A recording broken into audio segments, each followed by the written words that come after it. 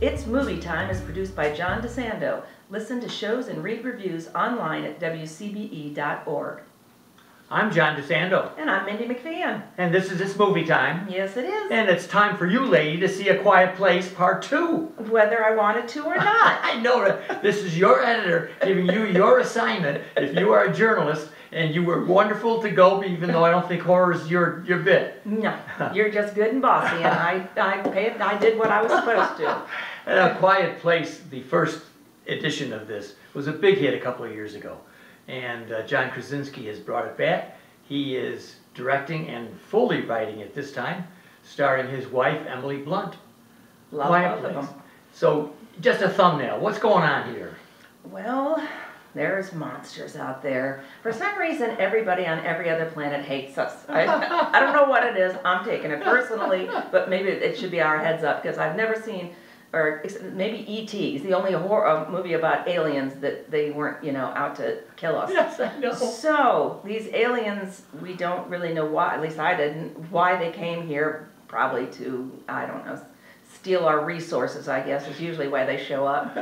And the way to hide from them is you have to be silent. Oh. You have to be quiet. In the cell phone age? That's an awkward time, isn't it? Yes. Or the blathering age, we could call it. It's a family. They originally had 3 children. One was lost in the first movie. The father was lost in the first movie. And it's down to 2 children, well, a baby, so it's 3 children. Yeah, There's 4 originally. Right. They subtracted 1 and added 1.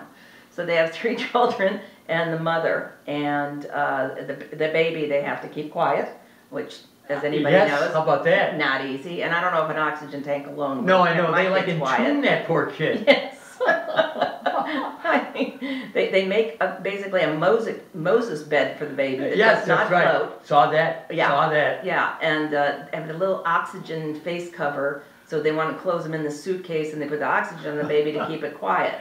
I don't know about you, that would not have worked with all my children. No, it wouldn't have. But you hit the right notes. Particularly for me, this is we talk about it being aliens and monsters. And in fact, there's more monsters in this one than there were in the first part. But on this one as well, it's family. It's family surviving for me. The monster, nobody can seem to do imaginative monsters as well for me as I'd like. Maybe if you just don't show them, I think it's scarier than when they do. Because this one's kind of a mix-up of Alien and Jurassic Park. It's just got these spindly, wiry, ugly things. It looked like they reused molds that they used for previous movies. That's what I thought. I'm like, I've seen this multi-headed, toothed animal monster before. Mindy, absolutely. And I say to myself, don't bother, don't do it. In fact, in the first one, it was so much more effective because you rarely, if ever, saw the monsters. Mm-hmm. The monster was keeping quiet. Yeah. For human beings, shut up. It's very difficult, and it's going to cause you. In the first one, the scene that I just don't forget is that what sparks the monsters to come out and get the family is a little kid's toy. Mm-hmm. And the toy makes a sound. And you're sitting in the audience, you're going, no, do not allow that kid. Not the kid! No. And so that's what's so good about the horror tropes. There's stuff that we bring to it. Like, we know people shouldn't go off alone. We know all the things that we say that we can expect, but they create the suspense and the sense of horror. So, Mindy, in what way does it emphasize family? This Quiet Place Part 2. Well, I mean, even if you want to put it in context, not that we're not sick of talking about COVID, but how a family has to rise to the occasion. And this was completed before COVID. Yep. But you think of the idea that most people go into marriage and having children out of some, I don't know, storybook idea of what it's going to be like, and then you have to survive life together. And life brings all kinds of things that you do, I mean, at least personally, I don't want to deal with, but had no choice. When people say people are brave, it's usually they're brave because they didn't have a choice. And to watch each family member stand up in their own context to keep them together and to survive. Yeah.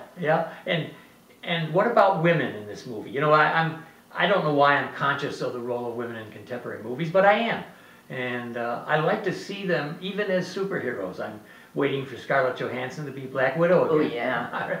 So what about women in this? Well, I thought it was interesting, and I liked it, and I thought Emily Blunt did a really good, and I'm going to say maybe it's a little bit of her Englishness coming through, that she was able to be not your stereotypical hard woman kind of trope that we try to throw Yes. around, that you're either some little stay-at-home mother or you're going to kick the crap out of everybody. And she was that. She was just very human, very motherly, and very resolved, as opposed to aggressive is the way I would call her.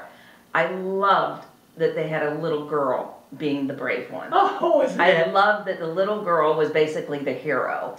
Millicent wonderful. Simmons reprises her role from the first one, and she's, I guess do you call it hearing deficient or something, or Impaired. feeling impaired? Yeah. Does that suggest she has a little bit of hearing, or is that just a Well, she wore cochlear implants.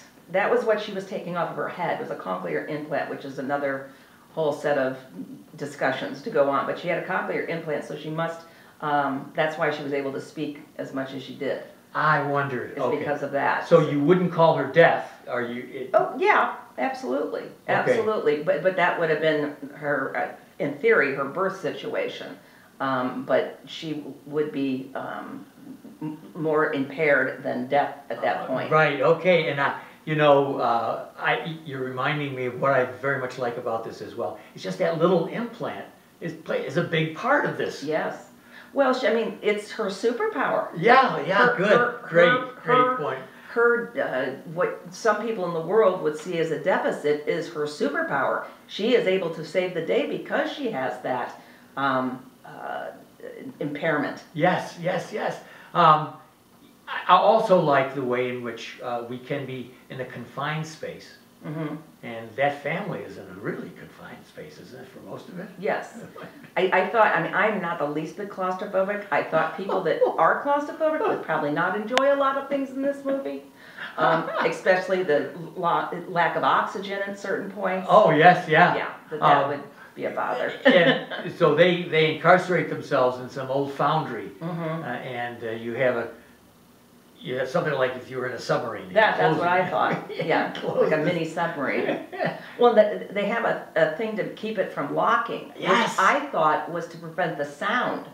I didn't realize it was to prevent it from locking. Oh, at first. isn't that what a piece of business? It's just like a towel or Yep, something, that which was is it. keeping it from locking completely. Mhm. Isn't that another ingenious part of this? It's not a monster, just simply a piece of cloth. Yep. It actually is life or death Yes. for them. One more thing going wrong. I know. Also, I picked up this time, which I hadn't before, but picked up about the aliens and swimming. Mm-hmm. They can't swim. Mm-hmm. Isn't that nice? Yes. I mean, Well, they gave them, what are you going to call that, a human quality? yeah, the anthropomorphic side of it. Yes, exactly. Yeah. Yes. Yeah. Though we do have very little, and I think you implied this at the beginning, you're quite right, we have no idea why these people are interested in us. No. And nobody likes us, I'm telling you. It's just, because they saw us one too many times litter at a public place or something. I don't know, they've got an attitude though. Mindy, a wonderful sequence at the beginning, the baseball sequence. Mm-hmm. The buildup of suspense that reminded me of Jaws. A lot of the things, I thought the music thankfully reminded me of Jaws because it made me know when to close my eyes, and I appreciated that. Yeah, right. The other thing, and what you said is, because I thought of Jaws, one of my favorite things about Jaws is how little time that shark was on camera. Thank you. And until you know that, you're like, no, it was on camera all the time. Yes. And it wasn't. Yes. It was all in your head. And Krasinski, who is, again, the director and the genius behind this, and will be for the third part, which I can't wait to see. Krasinski builds up that suspense perfectly, just as Spielberg did in Yes. Jaws. It's slow, but you know it's coming. Again, the trope business. Yep. We know it. Yep. We know they're coming. Yep. And it builds slowly, and here this very American exercise or entertainment of playing baseball is corrupted by something coming out of that sky. Well, and I almost felt more of the parental terror at the baseball game that I did throughout the rest of the movie. Ah, Because yes. there is that idea that you're in a very normal setting and you can't protect your child. which will freak the crap out of Oh. anybody in 2 seconds. Whereas afterwards, when you knew you were in the horror aspect of it, you were, okay, you're geared up for it. But just the idea that you could be sitting having a regular day and boom. Now, Mindy, what would you advise our audience about this film? What I'm going to say is exactly what my daughter told me when I said, "You're not going to believe what I got to do." She said it was more suspenseful than horrifying. And I Wonderful, that's a good point. yeah, and so if you love somebody who likes to go to movies, horror movies, go with them to this one. Yes, if you have someone like you Yes. who doesn't like it, Yeah. and say, well, would you come along, because I don't think it's as horrible as you think. No, I enjoyed it. Yeah. I didn't watch people's arms getting ripped out of the sockets. Women weren't being chased through dark rooms. So yeah, as horror movies goes, it was just fine. I liked it. All right, so even though people will know that this is a winner, and there are so few good films out there, I don't think they can go wrong. Any family, it's PG-13, Mindy. Absolutely.